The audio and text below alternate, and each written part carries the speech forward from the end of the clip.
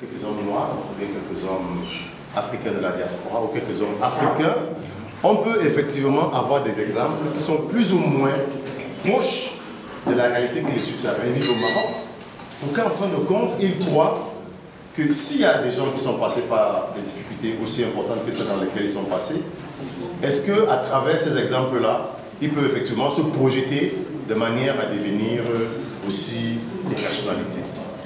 Moi, j'ai mon oncle. J'ai une famille de plus de 400 personnes, donc il y a presque tous les exemples dans cette... Vous allez trouver tous les scénarios dans cette famille. J'ai mon oncle qui est parti en Europe comme clandestin. Il a traversé à travers la mer. Il y a cela très longtemps, dans les années 80. Il était un grand musicien au Cameroun. Il jouait dans les cabarets. Et un beau jour, il s'est dit non, je vais aller à l'aventure. Le parcours du Cameroun jusqu'à la traversée du détroit de Gibraltar lui a pris 2 ou 3 ans.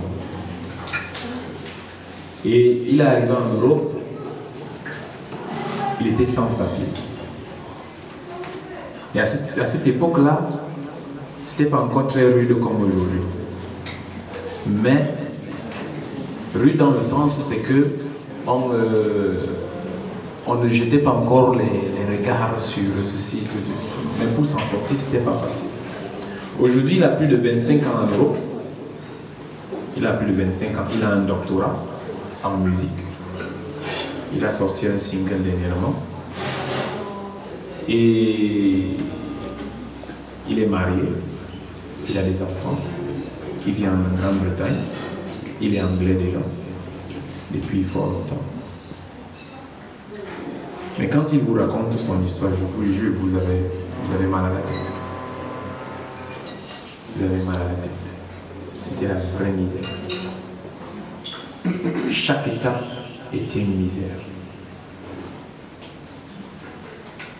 Donc, mais il m'a dit, fiston, j'ai cru en moi. Et nous avons un orgueil dans notre tribu, on a un orgueil, on dit, nous sommes des seigneurs. J'ai dit, je suis un seigneur. Et un seigneur n'échoue pas. Donc il avait un projet. Avant de sortir son single, il m'a dit, petit, parce que je lui ai dit, mais tonton, il faut me produire. Il m'a dit, non, je ne peux pas te produire. Je lui ai demandé pourquoi. Il m'a dit, parce que je ne me suis pas encore produit, moi-même. Mais moi-même, je ne peux pas me produire présentement. Pas parce que je n'ai pas d'argent, mais c'est parce que j'ai eu un rêve dans ma vie. Tout petit, j'ai dit, j'aurai un doctorat. J'ai dit, j'aurai un doctorat.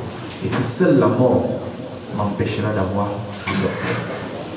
Il m'a dit, si je mourais pendant les 10 années, les 15 années que je vivais comme clandestin là, si je mourais, je n'allais pas réaliser mon rêve. Mais lorsque j'ai vu comment on m'a donné le papier anglais comme ça, j'ai vu le papier là, j'ai dit que mon rêve va se réaliser. Il vient de soutenir son doctorat, vous imaginez. Il vient de soutenir son doctorat. Et il a sorti son single. Et j'attends. Je lui ai dit, bon, tonton, tu connais notre marché. Si